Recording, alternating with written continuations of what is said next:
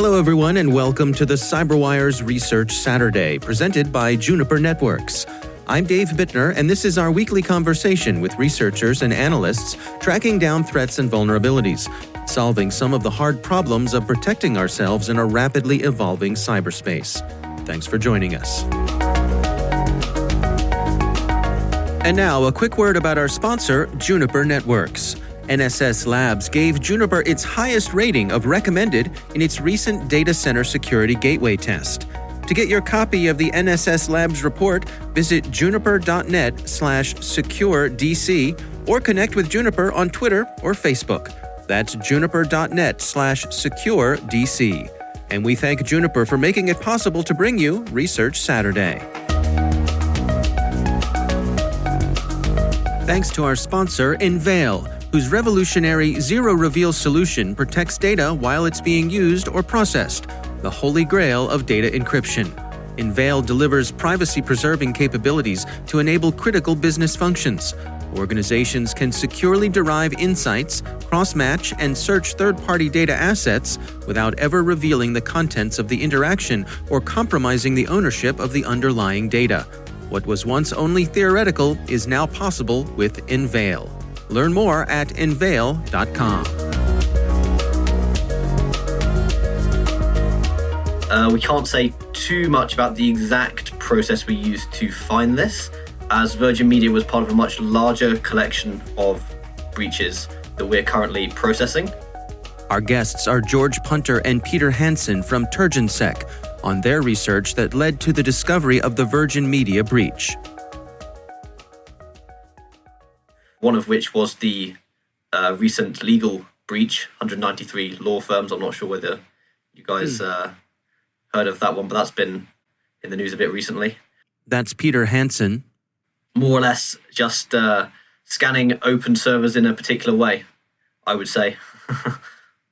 And when you get a hit, when you discover something that you think may require a little more of your attention, what's that process like? What happens next?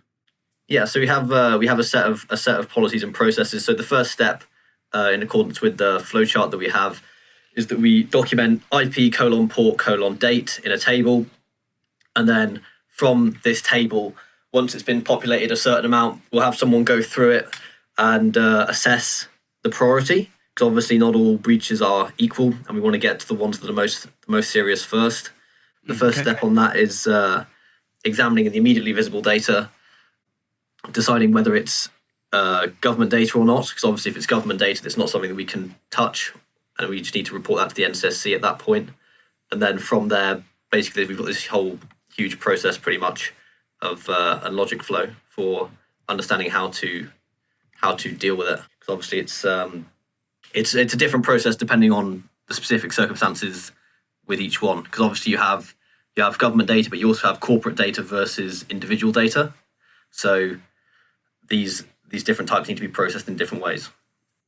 Yeah, and I'll just, for our listeners, I'm looking at quite an elaborate flow chart here of responsible disclosure. What are the overall principles here that you're following when it comes to responsible disclosure? So we have another document for just that. Of course you do. Yeah, it's we've been very careful to do this in a way that we don't get sued. So the overall points on the policy, we have a list of primary objectives here. So first one, lawful timely discovery of data sets containing personal information being one of the first points. Then the protection of rights of individuals being the second. Timely and consistent communications with the organizations found to be suffering from the data breach.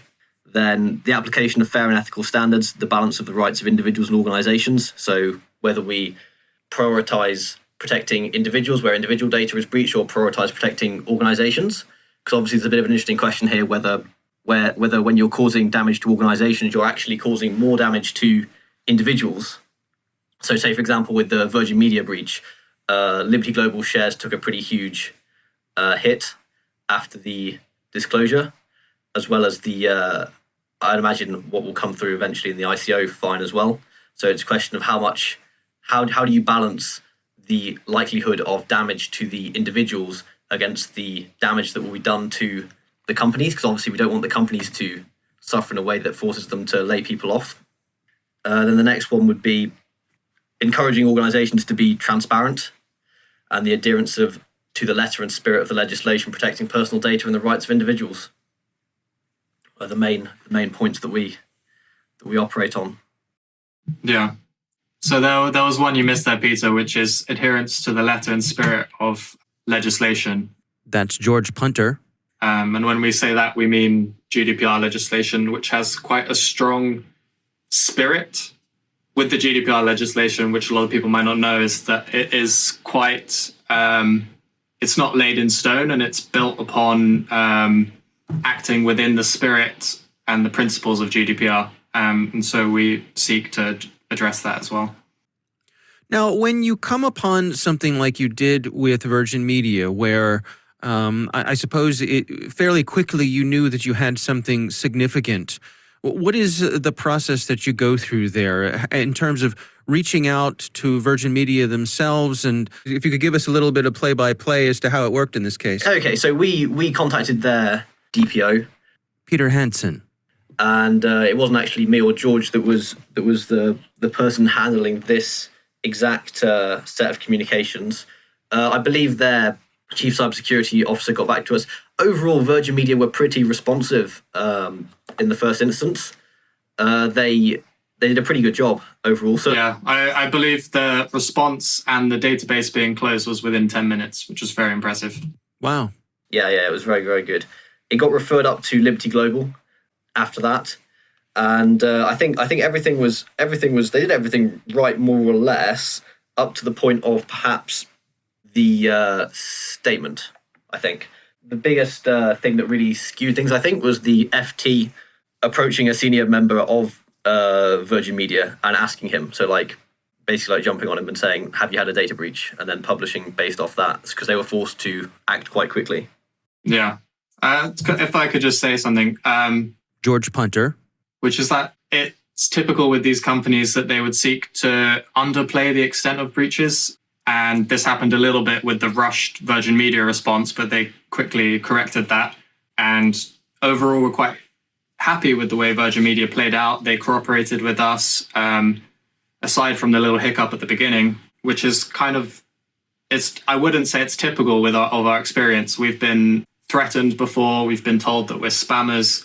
And most recently with the legal breach, you, of course, have advanced software who are, it seems, refusing to come clean. And in the end, it only makes it look worse for them, we think, to be honest. If you're not transparent and upfront from the beginning, it just begins to look worse and worse as the story develops.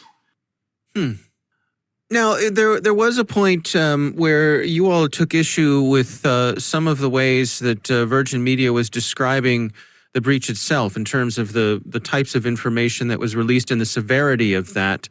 You all had a post on your own website where you all thought the severity was perhaps more significant than what Virgin Media was making it out to be? Yeah, so the overall point there, I guess, was that they didn't have as much time to go through it necessarily as potentially even we did when we were triaging. So when the FT jumped on the executive figure at Virgin Media and said, basically, has this happened, they had to roll out a statement super, super fast in response to what the FT were writing.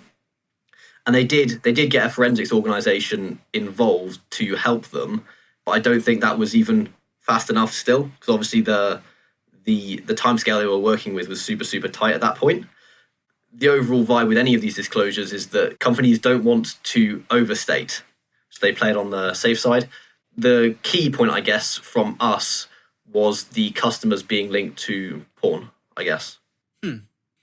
And this has to do with customers being able to make requests for certain types of content that they either want blocked or unblocked. Yes. Gotcha. Now, can you take us through, describe for us actually what the issue was here in terms of this data being exposed to the internet? What had Virgin Media failed to do here? Yeah, I think what I would say is usually with these things, it's never a technical thing that's gone wrong. It's usually a process error. So whilst it's very easy for someone to make a configuration error or something like that, and the issue is process mainly, and especially supply chain security as well. Now, in your responsible disclosure program here, do you give the organizations a certain amount of time before you go public with them? Yeah, absolutely. Yeah, so we have a whole timeline document for this. Yeah, and we strongly encourage organizations to work together with us on a statement. So this is what happened with Virgin Media. We were actually in the process of working on a statement with them together, but then it was leaked to the Financial Times before we could finish that process, and we were a little bit ambushed. But aside from that, we were cooperating with them on making a statement together, and that's what we aim to do with all of these breaches. With Advanced, they explicitly stated that they did not want to work with us, and we have not seen that turn out very well. Yeah, and so I would say, I mean, in general, from a broader point of view, what are your recommendations for organizations to better protect themselves against this sort of thing? I would say have a systemized process for assessing the cybersecurity capabilities of their suppliers. Also, to understand that due diligence is not something that can be done as a one-off. So organizations change, and let's say you're taking on a new supplier, you can do due diligence on them before they are holding your data, but you also need to do it afterwards as well, especially given that in many cases they'll actually be expanding their systems to account for adding you in, if you get what I mean. Have you seen any shift since GDPR came into effect? Have organizations gotten better with this? Are they giving it better attention? I think probably overall. I haven't got any stats to back this up. I would suggest that the more the ICO can do its job, the more the National Cybersecurity Centre can do their job, the more painful it will be for corporations to mistreat data, and the more they will handle it properly. I mean, ultimately, the only thing that any of these big businesses care about is money. So obviously, if it's in their financial interest to look after data, then they will do it.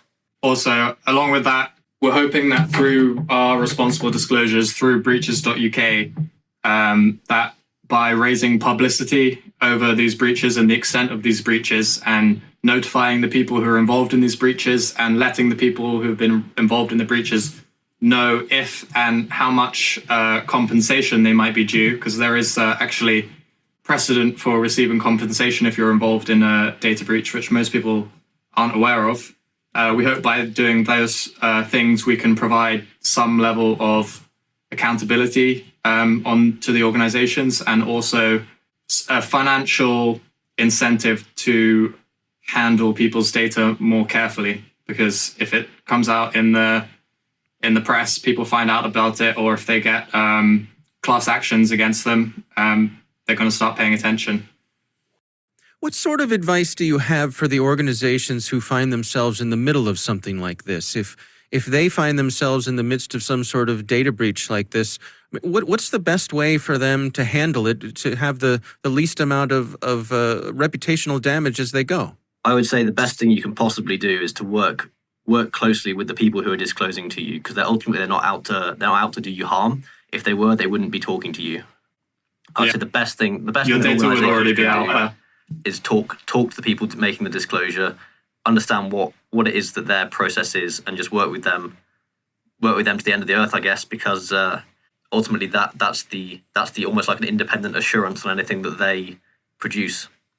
Another thing I would say is from the outset, react quickly, take it seriously, be open and transparent about the full extent of the breach, and also be open and transparent about all of the internal investigations and practices that you're putting in place after the breach has happened. I think in some cases, good crisis management can often, after a breach, improve consumer confidence, because a lot of people realize that data breaches are inevitable, and it's really the response of the company to a data breach, which can separates the wheat from the chaff in a way.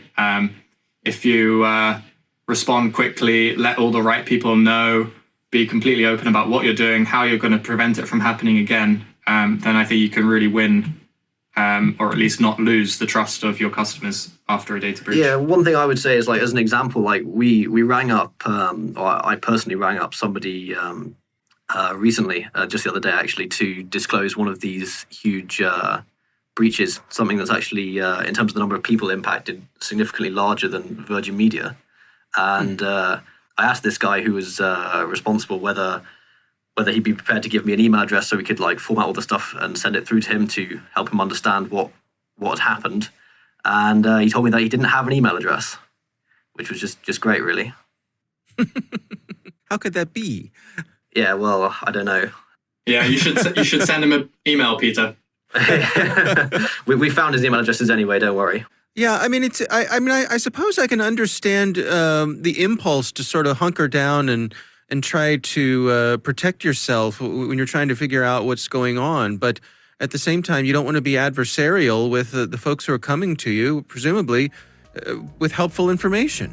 Yeah, I mean, in the case of a data breach, if someone's coming you to tell you it's happened, then they're definitely on your side, because there's a lot of places they could go which doesn't involve incurring risk to themselves. It's like shooting the messenger in a way. Our thanks to George Punter and Peter Hansen from TurgenSec for joining us. We'll have a link to their research in the show notes. Thanks to Juniper Networks for sponsoring our show. You can learn more at juniper.net/security or connect with them on Twitter or Facebook. And thanks to Enveil for their sponsorship. You can find out how they're closing the last gap in data security at enveil.com. The CyberWire Research Saturday is proudly produced in Maryland out of the startup studios of Data Tribe, where they're co-building the next generation of cybersecurity teams and technologies. Our amazing CyberWire team working from home is Elliot Peltzman, Paru Prakash, Stefan Vaziri, Kelsey Bond, Tim Nodar, Joe Kerrigan, Carol Terrio, Ben Yellen, Nick Valecki, Gina Johnson, Bennett Moe, Chris Russell, John Petrick, Jennifer Iben, Rick Howard, Peter Kilpie, and I'm Dave Bittner. Thanks for listening.